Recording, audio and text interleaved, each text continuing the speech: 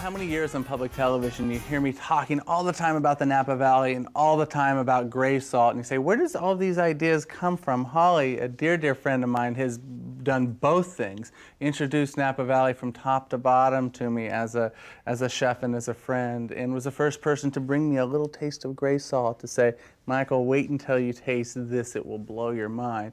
And now I get up on my soapbox every day and bring it on. But Holly's actually, just so you know, the first woman in the world to work in a 3-star Michelin restaurant. For those of you that don't know, that's the top of the top of the top of the heap. So the first time I cooked with Holly, I was a little, okay, I better be careful. Not at all. Never timid. Holly's an amazing experience that has taught thousands of people the joy of life, the joy of wine and food together, and how simple that you can really enjoy those. So we invited Holly today to break down some of those berries that she does so naturally, but I'm going to cook. Thank goodness. And with wine. And with wine. Now we're going to do a dish called Veronique. Now that's a classic. I chose a French dish because, you know, she spent so much time in France. And it's so nice to bring back the classics. You know, a lot of times people forget those, and they're always trying to come up with something new and different. And sometimes I think, you know, they're classic for a reason, and they're so delicious. And to put a different spin, to put your own personality into it, isn't that fun? Oh, it's the best, and we talk about that all the time. Take a dish or a flavor that everybody understands, use ingredients that are really incredible, and present them in a way with your own personality. Well, that's you. That's you. And that's something that anybody can do once they feel comfortable with really good food and aren't afraid to take a few risks, you know, make a few mistakes here or there if that's what it is. And actually, what I find is you really don't make mistakes in the kitchen if you can just make it delicious. You never have to follow a recipe. Just make it taste good. Just make it taste good, everybody will be fine. Well, you know, Now, what did you put on there? That looked like salt. Yeah, it was gray salt and pepper, but also seasoned everywhere because you can eat this bite and it needs salt as well. And it looks like you crushed this a little bit more. I crushed it. You know the salt as you bring it in is large, and I'm looking for the whole crystal. Yeah. It's a whole crystal. So we put in a little mortaio. So we put them in a mortar and gave them a good crush because I like it soft because I have a very thin fillet. Perfect. Now I go in some Wonder flour. Do you know what Wonder is? Well, I know the French really like it.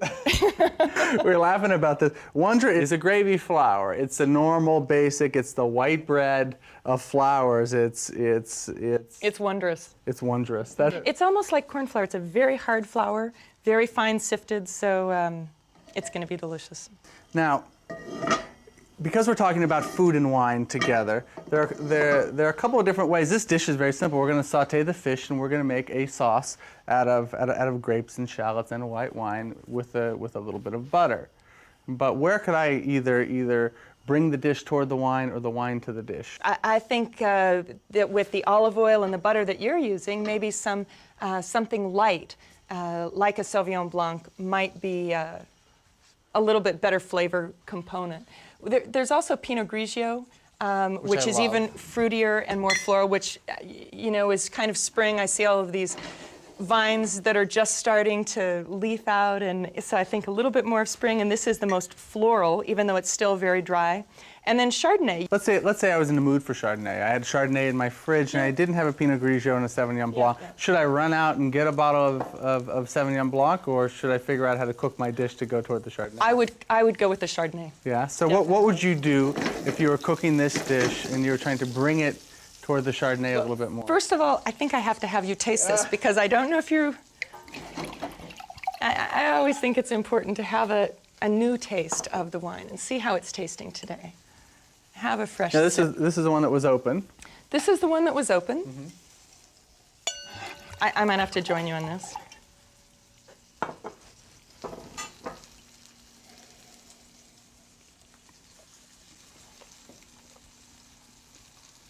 Little bit buttery. Mm-hmm. So when I see that butter sitting next to that dish, I think we might add. I know you like to finish this at the end with a little butter. And I think that would be wonderful. Would you add a pat of butter to the pan right now? I would. I would add a little butter at the beginning and a little at the end.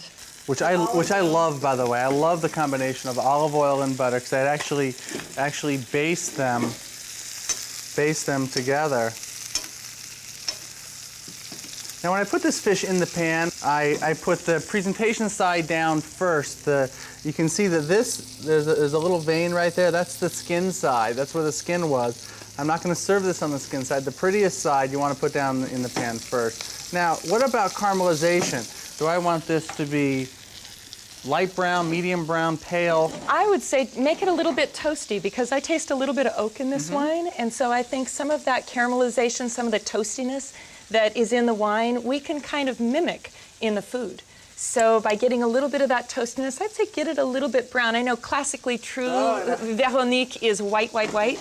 But I think with this, maybe updating it and giving it a little twist of Michael might be fun to put a little caramelization, and it would bring out some of the toastiness of the wine as well. Then this is what I would do with this fish. It's a pretty narrow fillet. I'm going to cook it 90% of the way on one side. Great. And then I'm just going to turn it over for a second. So you give me a couple minutes. I'm going to get this deeply caramelized, and then we'll finish the sauce right up.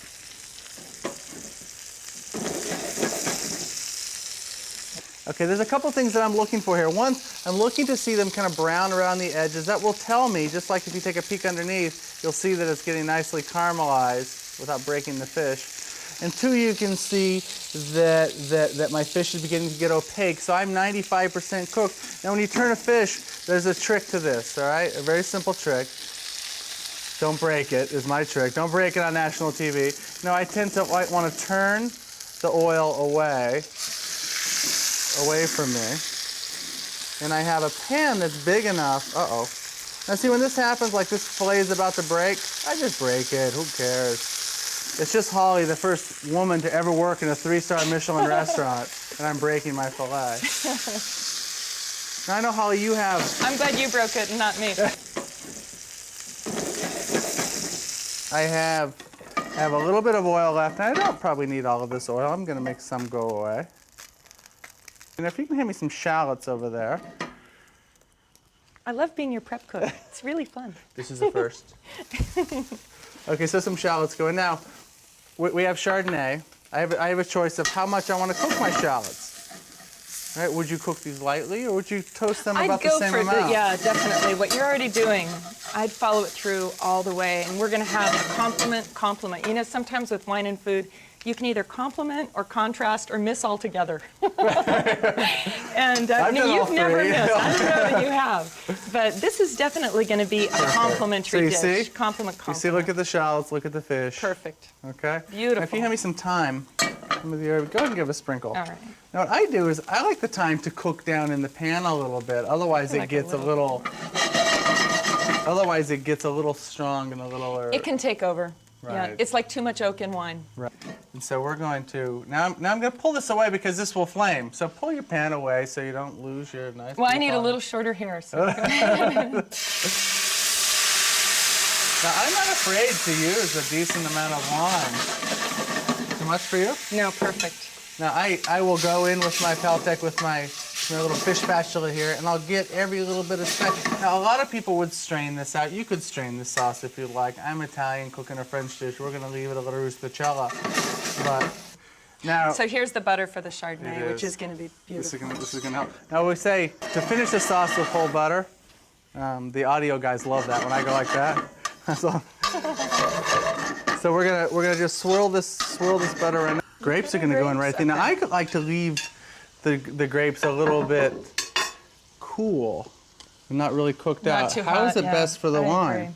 Agree. I think this is a young wine, and you know today most people are drinking younger wines, and so I would keep the flavors fresh and young as well. I think if it were an older wine with richer flavors, then you can use, you can cook the grapes all the way through. It's like fresh fruit in a fresh young wine. Those are the first flavors that come out of a young wine are the fresh fruit flavors. As a wine ages, it becomes more cooked flavors. And at the end of its life, it's almost dried or raisined flavors. You know, the natural progression. I would just kind of mimic that. Yeah, that's beautiful. Now you'll see the grapes will be a little bit cool on the inside, and I love that contrast on the dish that's been caramelized.